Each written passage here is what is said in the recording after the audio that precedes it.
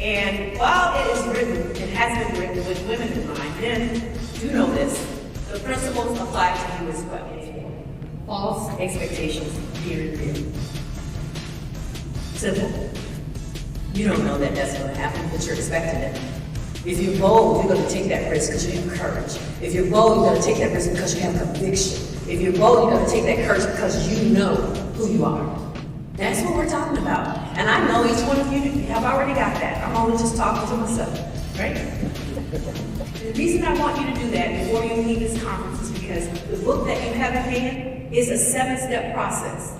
If you follow the process of the 7 steps, at your own time, of course, you're going to come up with an action plan that allows you to confront your limits from now on.